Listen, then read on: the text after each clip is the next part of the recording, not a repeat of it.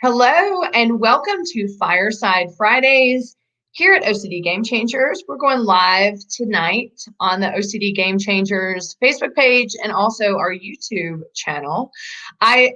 It has been a little bit of a time since we have done a fireside chat and just taking some time to really plan the event that I want to talk to you about right now. And then later, we're going to talk a little bit about other initiatives that are coming up for OCD Gamechangers that are really excited. Hi, Jasmine. Thank you for being here. And so first, I want to say and emphasize our annual retreat is coming up in 2 weeks. So we typically, hi Melissa. Typically we do a in-person event. It's a really special event that we do that's really organized around the community. We bring people together, we do a mastermind, and that obviously has not been able to happen because of the pandemic. However, we've decided to do a virtual support retreat. So it's the OCD Gamechangers retreat. And what's really special about this event is we've kind of created this theme where we want people to feel like, I'm going to this retreat that is just going to be about me. It's just going to be about my experience with OCD. I can share that experience if I want. I can meet other people if I want. I can talk. I can ask questions. So we have these rooms that we're calling cabins that you can go in and out of that have all these really amazing topics that are really catered to the OCD experience. And then twice during the day, we'll have larger campfire chats, which are not necessarily like these, the fireside, but kind of where we bring topics in that are really important to the community that we don't always talk about. Some of the topics for the campfire chats at the retreat are going to be OCD grief and trauma, OCD in the pandemic, OCD and practicing acceptance, which we all know is hard, intrusive thoughts, shame, and guilt. And the cabins have all kinds of topics that are really going to relate to all different areas of the OCD experience. Not to mention, like tonight, where we have 2 different cabins here in the day for OCD and the LGBTQ community, which is really exciting. We'll have Zen cabins where you can go and just chill out and meditate. And then we'll have a mess hall where you can go and just hang out and talk to people in there. There's no agenda. It just is meeting people. So it's going to be a really fun event. If you are looking for a scholarship, we have scholarships available. The event right now is $50. Go to OCDGamechangers.com and click on the events tab. If you're looking for a scholarship, go to OCDGamechangers@gmail.com. Again, the event is May 29th. It's all virtual. Friday night, we'll feature a campfire chat with Michael Greenberg. We had a lot of requests to talk about his take on rumination. And then the event starts at 1 p.m. Eastern Standard Time on Saturday and goes till 8 p.m. So in all time zones, people can have the opportunity to join us. I can't wait to see you there. If you have any questions, OCDGamechangers@gmail.com. Thank you for being here tonight for the Fireside Chat. This is a really exciting topic. I'm so glad to bring on our guests for tonight. We are going to talk about OCD and Pride Month, which is coming up next month. And we have all kinds of really cool programming that we're going to be doing. And we really want to show up for a community that I feel like in the OCD community has really not had the education, the information, and the community support that it deserves. So let's go ahead and bring on our guests for tonight. Hey, Rachel and Zoe. Hello. Thank you so much for having us tonight. Oh yeah, so y'all are my people for the Pride Month and for programming for LGBTQ. So I'm gonna have you introduce yourself. Rachel, why don't you go first? Yeah, so hi, my name is Rachel Frisch. I use both the she and they series pronouns, and I am an OCD and chronic illness advocate. My Instagram handle, if you want to follow me, is reach.needs.spoons. I post a lot about building community within the OCD community and within the chronic illness community and increasing accessibility in higher education, which is the field that I work in. Excellent. And Zoe, what about you? Yeah, my name is Zoe Hoskin, and my pronouns are she, her, and I'm a part of the Young Adult Committee for OCD Gamechangers and also this new Pride campaign. And my Instagram handle is at ZOESH. And yeah, for the Young Adult Committee, we're making TikToks all about what it's like to live with and to manage OCD. And I'm also helping out with the retreat coming up. I think that's about it. Yeah. Well, thank you both for being here, and thank you for volunteering your time to this really, really important initiative. In the OCD community, I feel like there has always been this, we need to bring awareness to OCD and LGBTQ community, right? And then nobody does it. And then it's just the stop. And well, who's going to do it? What are we going to do? And what do we say? There's all kinds of barriers I feel like we're running into when it comes to sexual orientation, umbrella, and themes. Nobody knows how to talk about it. People are scared to talk about it. And you know what? Game Changers is just going to tackle it because we are kind of tired of the stop sign.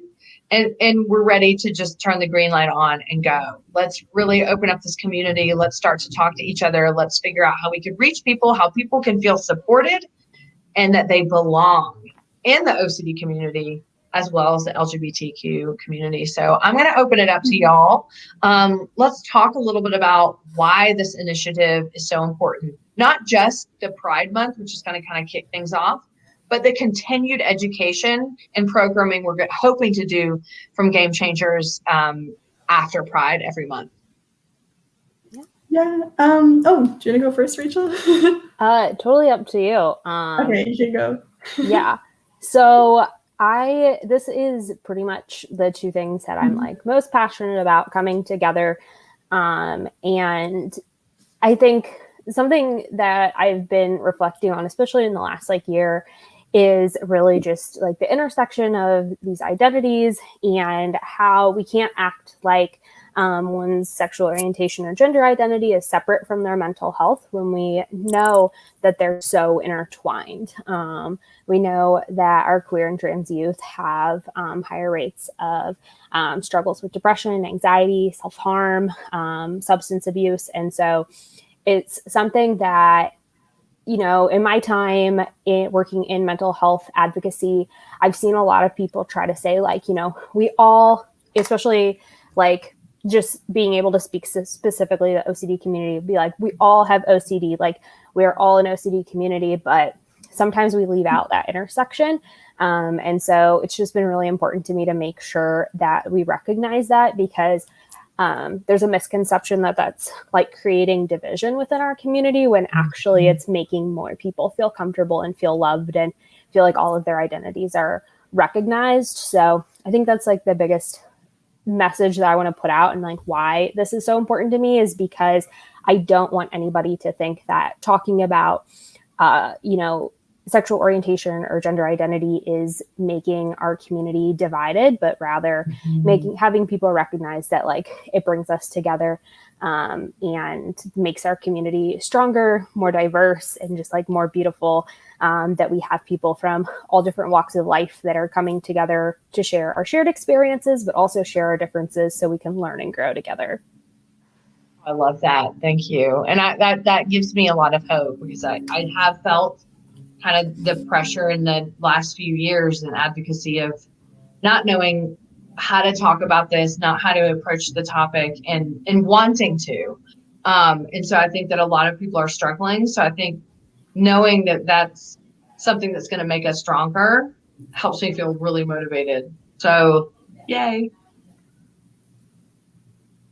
Awesome. Kind of building off of that, for me, I think the main motivating factor is increasing representation for young people, because when I was younger, there wasn't a lot of representation, especially in traditional media, about queer women and queer people, and also about anybody living with OCD. So none of that was covered in any shows that I was watching, or some books a little bit, but I think it'd be really nice to increase the representation, and also kind of show a lot of different types of representation for people who are younger to kind of see themselves in, and to see that people have grown up and can live happy and successful lives. when, sometimes it doesn't feel that way when you're questioning your sexuality or when you have OCD and you don't really know what's going on. So I think it's really important to show people just kind of being happy and living their lives. Yeah. One of the things, is that train really loud? Or can you not hear it? I can't hear it at all. Okay, good. One of the things that we've kind of all talked about as we've met with other people in the community, as we've met together to try to plan the Pride Month stuff, is just this is diving a little deep. Sorry, I always do this. Y'all probably aren't prepared, but we're about to go there. Just the doubling down of shame that people feel in this community when they are not only dealing with, trying to figure out how to share their identity with the world. And obviously we know cultures and places and areas and situations where that might not be accepted and might be judged, but then we've got OCD on top of that. So we've got two factors working against people. And I feel like that's why it's so important to bring this information to the forefront so people can feel comfortable in both of these spaces and understand where the shame, guilt, all of everything that wraps it all, the shame and guilt bow. Don't we love that? All of the things that wrap that up. I want to be able to create a safe space for that. So I just wanted to open that up and if you want to talk a little bit about that kind of double-edged shame, that would be great. So people can understand where we're coming from on this. Yeah, I think a lot of the negative mental health outcomes for people in the queer community has to do with the way that it's viewed in our society. So I think that most of us can agree it's not anything to do intrinsically with being queer that negatively impacts your mental health. It's just the society that we're in and the way that other people deal with it and the stress of even having to come out and wonder how people will take that versus just having people not assume your sexuality or just think that you may be queer, you may be straight or trans or anything without having to kind of come out and wonder how people are going to take it. So I think that's a big part of it. Anything else, Rachel? Yeah, and I think there's just so much overlap in the feeling we need to hide parts of ourselves that I think most people with OCD can relate to and most queer people can relate to, is that you feel like you have to hide something in yourself because it's been, whether it's intrusive thoughts or it's your identity, if you've been told that thing is wrong, and also if you feel like you're the only person questioning it and struggling with it, which I know, especially in my teenage years, I was I'm the only person who deals with these kinds of things, these kinds of thoughts and questioning. And I think that by building that community of being not only are there other people who deal with one or the other, but there's also other people that deal with both, it just makes you feel so much less alone, because these are two aspects of our identities that can be really isolating at times. And the only way to really heal that isolation is to build community. I've heard a lot of people say, be the person that you needed when you were 16. And so I think this is community like this is what I needed when I was 16. And I think I would have been a lot happier. And I think I would have enjoyed high school and my teenage years a lot more. So just everything we can do to make people feel like they're not alone is important. So, just what comes up for me when I think about really starting to do advocacy around the OCD experience and individuals in the LGBTQ community,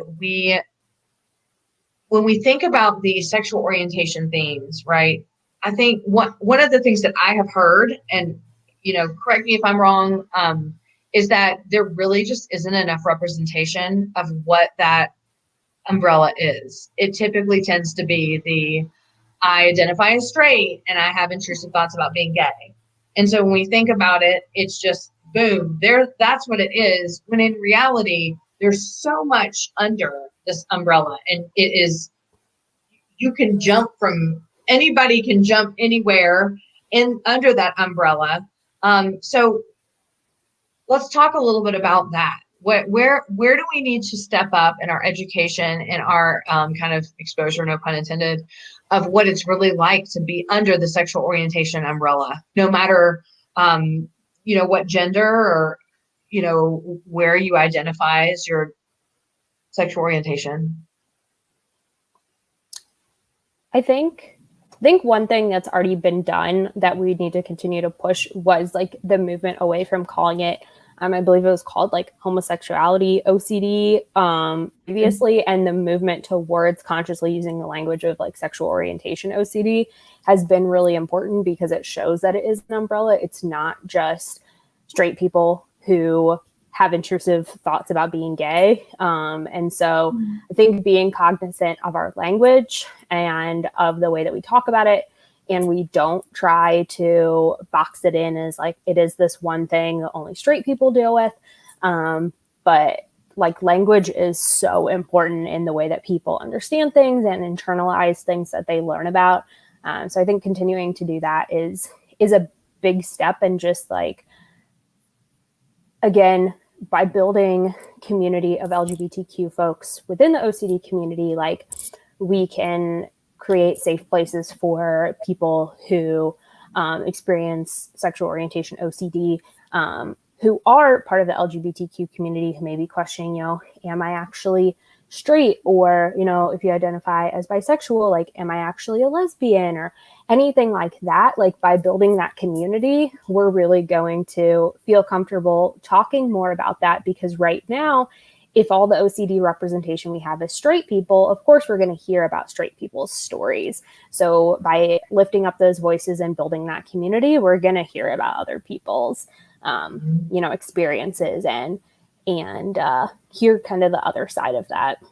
Mm-hmm. Mm-hmm. Yeah, adding on to that, I think it's important to kind of break down what people mean when they might say, I'm having this fear, like this intrusive thought fear that I might be gay. When you kind of break that down, most of the time it doesn't mean that they're afraid they might be gay, because that would be a terrible thing to be. It's just like, it could be this intrusive thought fear thing of like, this could destroy my marriage, or that kind of existential OCD type where it's like, can I ever truly know myself? And that can be a kind of loop thought problem. And I also think another way that like advocating for queer rights and just talking about this kind of thing and reducing shame could help people who have SOOCD is just kind of like taking away the stigma from kind of identifying one way and then changing your label. Right now, the media is so obsessed with like, oh, somebody like identified as lesbian and now they're bisexual, and like shaming that so much when there's actually like not a problem at all. You could identify one way and then the next day you change it. And I think this pressure of like people need to fit into one label is also adding that pressure on and possibly like fanning the flames of people's SOOCD when we don't need to do it that way. Mm-hmm. I really appreciate that you said that. I think that that's a really important point, and something that I think we're going to try to have ongoing discussions with in kind of a focus group that we've formed around these issues is, I was someone who experienced sexual orientation OCD. I identify as straight when I was 14. I just, the same way that when I was 8, I had the fear of vomit. I all of a sudden had this fear of, am I gay? What if I am? What does that mean? And yes, like at the time I couldn't identify what it was threatening. You know what I mean? But when I look back, it was more about, first of all, I need to solve this right now. Yeah. Totally. Grow up, I need to solve it right now. Yeah. Am I going to, or am I not? And I have to do everything to not. But then what that is threatening to me? What does that mean? Does that mean eventually I won't get married, or I won't have kids? I never wanted kids anyway. I don't know why I just had to interject that. I just did. But that may be because of the vomit, actually. But anyway, one of the things that I'd like to talk about, and I actually talk about this with a lot of people who have the secondary fear of, does this mean I'm homophobic? I'm scared I'm homophobic. Is let's identify what our brains are saying when we're triggered. That's not rational, right? None of our brains are rational when we're triggered. And so what happens is the language that we use when we're under the sexual orientation umbrella is the same that we might use when we're having relationship OCD. I would do anything to not have to leave my partner. I would do anything to not have AIDS. I would do anything to not have MS or schizophrenia. These things that we don't find stigmatizing, but in the moment our brains are like, please don't let this be true. Translates over into, I would do anything to not be gay. And that does not mean it's wrong to be gay. It just means when you're in fight, flight, or freeze, your brain's like, I got to figure this out right now. So I really, really appreciate you bringing that up. And I think that's a topic I'm really excited to explore, and how we can change the language and help bridge the gap to that. Mm-hmm. Yeah.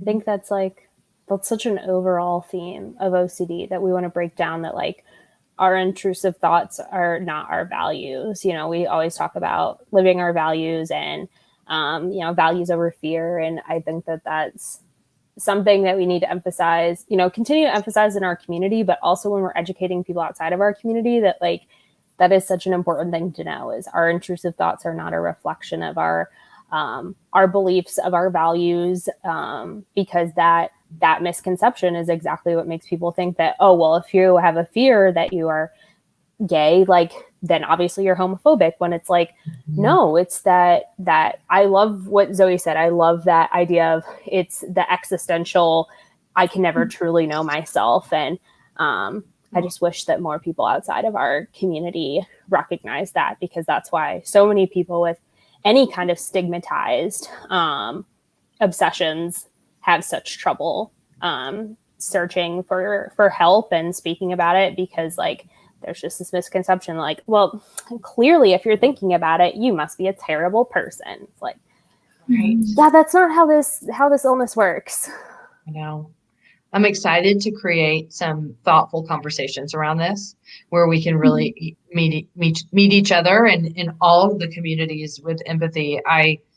That's one of the reasons why I've never done a lot of advocacy around the fear of schizophrenia and psychosis. Like that's one of the most stigmatized. They're one of the most stigmatized, marginalized communities there is, and I feel scared to say people have these fears, but it's real. And so we can't trade one community for the other. So how do we be more inclusive? And so it's really exciting. We just had a lot of awesome people join, commenting. Lori at In Focus Counseling. Hey. Hi. Hey. Hello, Tegan. Hi. Michael Schramm. And then of course Neil Himmer. He says, yo, what up, homies? Thanks so much for being here, y'all. And you're just in time, because let's talk about Pride Month, because that's why we're here. This is what we're doing. I'm so excited. Can I show the logo? What do you think? Yeah. Should I do it? Okay. I wanted to upload it here, but I was a little bit late, so I couldn't do it. So okay, everybody, brace yourselves for the coolest, most awesomest logo created by my fabulous husband. So this is our logo for Pride Month. I'm so excited. Yay! Love it. It just fills me up. Like it makes me so excited to just have our entire month dedicated to this topic that I've been wanting to talk about for so long, and to have the two of you. We have Matthew, who's also joining us. We have a great focus group that's going on. We're about to blow this out of the water. So let's talk. Tell us, what's the inspiration behind this? What can we expect? Let's do some call outs. Let's go. Yeah. So when Zoe and I got put together on the TikTok committee for the young adult committee with Gamechangers, we kind of had this moment where we were like, are you? And he's like, are you? And we're like, And then we both, because we followed each other on TikTok, and obviously we make TikToks about not only OCD, but other aspects of our lives and our identities. So we were like, this is something we want to talk about. This is something we want to include in our advocacy. So we like hit it off immediately of like, let's talk to Elise, let's talk to Chrissie, like, let's go ahead with this because it is something that we're both so passionate about. So it worked very well that we kind of like fell into each other's lives and like our advocacy overlapped because obviously if one of us was trying to do this by ourselves, I think it would be super intimidating to like be like, I have this initiative. But when you have a buddy, you can be like, yes, let's do it. And now we have Matthew, who is awesome. And we're like building our community of people to work on this. So just again, everybody who follows me on Instagram knows this, but I am all about like building community within folks who have OCD because it takes things that can be like so scary and intimidating to talk about to being something that's so exciting. And advocacy work is like, you get pumped for it. You're not intimidated by it. So I appreciate you so much, Zoe. We like literally would not be able to do this without you. And I'm so excited that we're getting to work together on this. Oh, you too. I have my notes from our first young adult committee meeting, and I literally wrote down, because I was writing everybody's name and then some little details to like remember who they were. I wrote Rachel F and then an arrow, and then it was like queer, question mark, exclamation mark. So I was keeping tabs on it from the beginning. I just remember I saw you like shared your like personal TikTok, and I looked at it and I was like, yes. But I was so excited. I was like, there's another queer person in this group. Because obviously we didn't all start with like, tell me all the personal details of your sexual orientation in our first introduction. But that was very exciting too, to be like, we are in two communities together. So that was very exciting. Yeah, well, I feel blessed to have you both here. So thank you. Should we go into like the topics that we have or for? Yeah, let's sneak peek it, y'all. Go ahead. Okay. So we kind of picked like one topic per week-ish. And I really wanted to focus on talking about trans issues and just talking about like what it means to be trans and current issues in the community, because I think it's kind of an area that we really need to focus on right now. Like a lot of other stuff in the community has come a long way, and there's still a lot of current issues with like anything from like people just trying to get involved in sports to like safety and healthcare access and stuff like that. And I also want to do something like really family focused. So we wanted to bring in kind of like queer parents and family dynamics and stuff like that. And do you want to do some of them, Rachel? Yeah. And we also really wanted to talk about queer affirming therapists and what that looks like for folks who are going through treatment for any mental illness. Obviously, we know the most about OCD. That's really where our hearts are and our activism is at, but really applicable to anybody seeking mental health treatment who's part of the LGBTQ community, like the importance of having an affirming therapist who is cognizant of their language, is cognizant of the unique concerns and needs that the LGBTQ community has. So we really want to highlight those therapists because we know that within our Gamechangers community, we have a lot of incredible professionals who are queer affirming or who are members of the LGBTQ community themselves. So we really want to highlight their work and why they make that such like a focal tenet of their professional work and the treatment that they provide. And then from the Gamechangers perspective, we, again, like I said, this is something I've been wanting to broach and really just open up a dialogue for so long. And so I'm so grateful that y'all became part of the young adult community. You met, all this happened, and here you are. Here we are. It's amazing. But more importantly, the values and vision of this organization, first of all, is to really start open up talking about the hard things. We can't be in a community together and go, oh, but then there's that over there, and then there's that over there, but let's just talk about OCD. It just doesn't work that way. And so what we found, especially in the last year, I feel like when we kind of no one can do events, we all have to do everything online, is we've, Game Changers has really done an inventory of what is important, what communities do we want to really highlight, and where do we want to dig in and get their input and not have input for them when we don't know, which is why this is really so special. And then second, another one of our values and our mission is building community. And we want everybody to feel safe and included and to feel like they belong in the Game Changers community. And I feel like Pride Month is going to lay the foundation. That's my hope and my vision, is Pride lays the foundation. And then from there, it's just going to open up. The more people that join our community, the more possibilities. We could do programming every day if we wanted.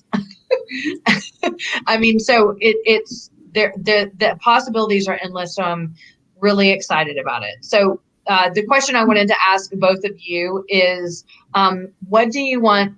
On June 30th, what do you want to have gotten out of the month? I think I would love to see more LGBTQ plus folks engaged with our community here. I would love to get, I will be happy if I have made even one new friend within the OCD community who's also LGBTQ plus, and who is interested in getting involved in advocacy, because now they feel like, yes, I have a place in this community. So even if, obviously I would love tons of people to start getting more involved with us, but if even one person says, this month has made me feel like I am welcome in this community and that there is a place for me in this advocacy work, I will be over the moon. Nice. Yeah, I'm hoping by the end of the month that I learn a lot more about different issues in the community. Like, I only have one perspective in it, so I'm hoping to learn a lot more through like research and interviewing people. And I'm also hoping to reach some kids and teens so that we can kind of make a difference for them in just helping them feel more comfortable with whatever they're going through. Or maybe they have gay parents and they've always felt a little bit odd about it. So to see other people with that, or even like teens who are questioning, to help them feel a little bit more confident and comfortable, that would be my goal. So a couple more questions. First of all, I know we do have some call out. We are looking for, if you're watching this video, we're looking for individuals that would be willing to share, individuals that are trans, they're willing to share their story about what it is like to be trans with mental health. Now, we're not necessarily looking for trans and OCD, right? Is that correct? Yeah, that's right. Yeah, right. We just want to highlight, we want to highlight the different categories that we just talked about each week to just bring awareness and bring people to our community. We certainly don't want to just be like, if you don't have OCD, you're not welcome. No, that's not what we're doing.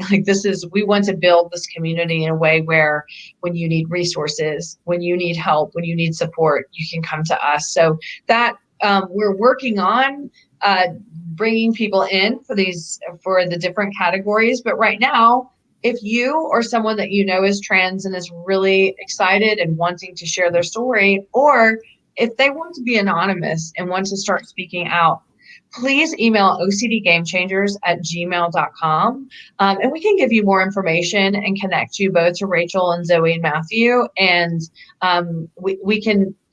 we can share your story in a way that makes you feel comfortable, whether that's video, whether that's blog, or whether that's anonymous. But we would love to be able to have your important story that's really going to influence so many people's lives to help them feel less alone.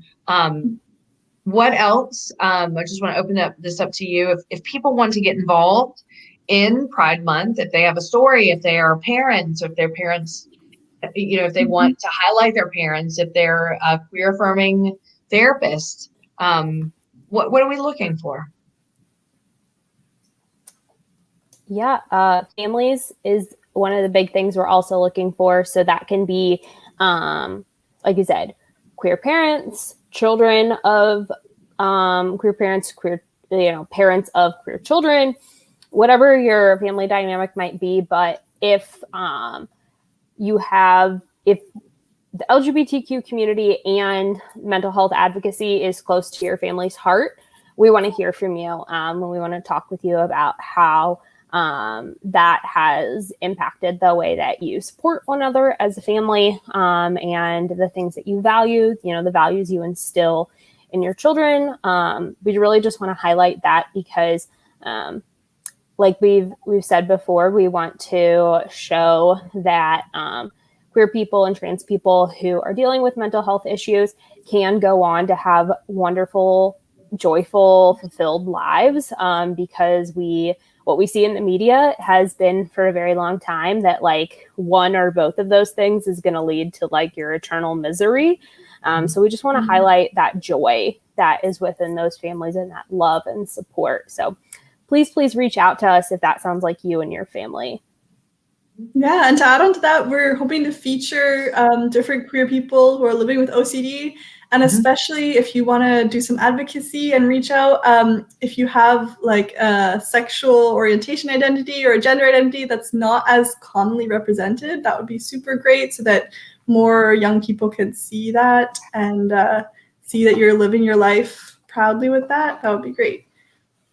And also, I just want to remind you that we can do this anonymous too. If you are just not ready to take that step, but you feel like you want to get your story out there, we are going to be very, careful and protective of that. But again, this is about connecting to people and helping them feel less alone. And so your story is important. And I just want you to know that you belong here, and that this is a community that will accept you, whether that's anonymous or not. We just want you to know that that you matter, and that's it.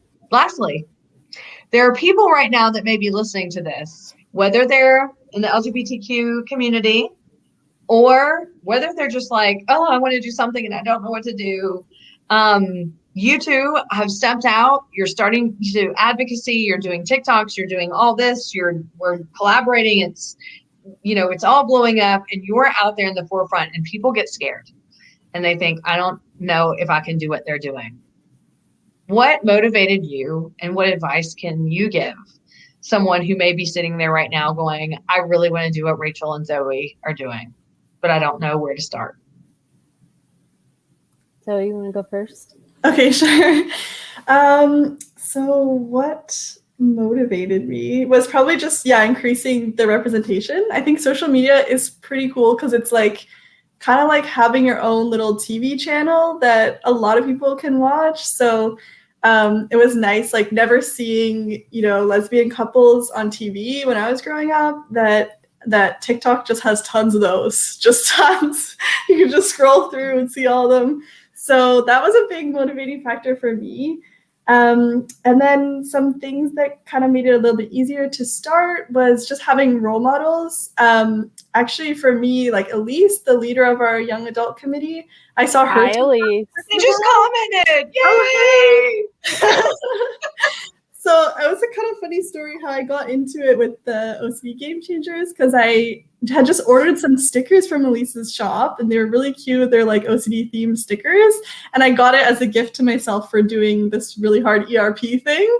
So I ordered these stickers, and then I started following her TikTok, and I was like, whoa, these are really cool. And then I saw the TikTok about like, oh, we're looking for young adults to join our committee. So that's how I got started. And for me, like, I wasn't doing a lot of OCD advocacy before. So the group really carried me and helped give me a lot of strong role models, and even like brainstorming themes and stuff of what to do. Like if we run out of ideas, we have a whole spreadsheet of our topics that we want to cover. And I think another part that is really important to me is just like highlighting the intersectionality of my identity and just talking about being queer as well. So if you're starting doing advocacy and you have like a part of your identity that you want to like be proud of and show off, I think that's a really cool way to start doing advocacy as well. Yeah, and I kind of have a similar story. So I had really found the OCD community through TikTok. I had always wanted to do advocacy, and in college, I was able to do a lot more advocacy with like more disability and like chronic illness because it related a little bit more to my major. But I had always wanted to do more with mental health, and I didn't really know where to get started. So when COVID began and so much activism moved online, I was like, oh, cool. Like this might be my opportunity to like find other people and like get to know other people. And I definitely am able to be more bold online than in person. Like I would be so scared to show up to like an in-person meeting, but to sign up for like a Zoom session or to, message somebody on TikTok or Instagram, like I was like, okay, cool. Like I can do this. So one of the first people I did find was Elise, as well as a couple of other TikTokers. And so I started making some OCD TikToks. I met our other committee member, Yasmin, on TikTok before we were even on the young adult committee together. And so just like having that like virtual community made me feel a lot more confident. And so I could kind of ease into it. Like at first I was just kind of making TikToks and like talking to a couple individual people like on Instagram and in DMs. And then when Elise had posted the opportunity to do the young adult committee, I was like, this would be a great way to do more like big group work, to maybe step outside of my comfort zone a little bit. So that was a great opportunity. And so I think that that's the biggest thing.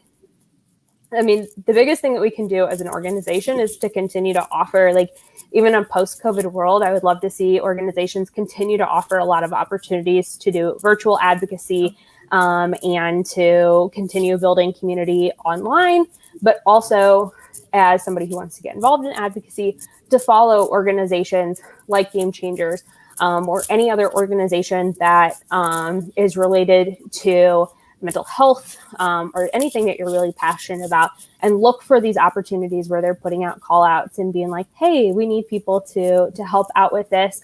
Or if they don't post asks for call out, there's usually contact information that you can just email somebody and be like, hey, what do y'all need help with? And then just taking those little steps to get more comfortable in the community until then you're comfortable enough to start leading initiatives yourself. But I think that is one of the few silver linings that we can pull out of the last year, is that we've made activism and advocacy a lot more accessible to a lot more people by allowing for there to be more like online community built.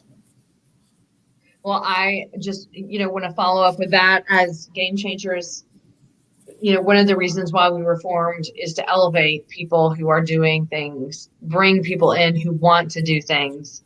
One of the things I know the most about me is that I'm a visionary, but I'm not a creative. So I can help you with your vision, but I'm not going to help you with your creative. So come to me with your creative and I will support the heck out of you. And I'll help you with your vision, but you're going to do the work. And but I think that's what works really well, to be kind of at the helm of this, is to help support people like the two of you and Elise and other people we're going to be bringing into the organization. We're really on a track to grow really big this year. And I do want to tell you, it's because of people like you. So thank you so much for what you're doing. Thank you for taking the chance and applying to be part of the Young Adult Committee, and also, extending that and becoming role models in this initiative that we are really about to launch off of this amazing launching pad. So really appreciate you both. We appreciate you too. Yeah, thanks for putting so much effort into this and helping us with Pride Month. Yeah, well, I'm super excited. Thank you, everybody who showed up. All these comments are so awesome. And I just, want to emphasize, number one, what Gamechangers is. We're here to build community. We're here to support you. What do you want to do? What do you want to bring to the community? What needs awareness, and how can you help? Whether that be anonymous or not. Like I said, we've got a lot of people here that have different skill sets, and we're looking to build that out. But we want your story to also be important, whether that's anonymous or whether that's in the forefront. But one thing we can start with, not only Pride Month, again, if you want to be involved, go to ocdgamechangers@gmail.com. That is June, but we are taking call outs right now. We are looking to sign people up right now. So we're looking for you. And we're looking for people that you know that really want to share their story and just aren't sure yet or are scared or are ready to take the plunge. Have them contact us. But also in 2 weeks, our Game Changer retreat. This is a straight support retreat. We are not having panel chats. The only person we are having kind of a panel chat is Michael Greenberg, because we got all these requests because everybody wants to know about rumination. So he is going to come in on Friday night and he's going to talk about rumination, and you can ask questions and he can talk about that. But for our support retreat on Saturday, we have all kinds of topics that hopefully will resonate with you wherever you're at in your journey for recovery. You can jump into some of these support groups, meet people, listen, contribute, ask questions, whatever you need to do to feel like you belong, because you do belong. You're here at OCD Game Changers and you are part of us. You belong and you matter. And I can't wait to see what we have coming up in the coming year with all these amazing initiatives with these amazing people right in front of us. So thank you for being part of OCD Game Changers. We are a 501c3. We do accept donations. All donations go to our initiatives. So know that. And if there's anything in particular you want your donations to go to, you can email us, ocdgamechangers@gmail.com. I want to donate X amount toward Pride Month, toward LGBTQ initiatives. And we will make sure that your money gets there to the places that you really want to support. So thank you for being here at Fireside Friday. I will not see you until the retreat. So go to ocdgamechangers.com, go to the events tab, sign up. If you are looking for a scholarship, email us. We have them available and we want you there. So have a wonderful weekend and we'll see you in a couple of weeks. Bye. Bye.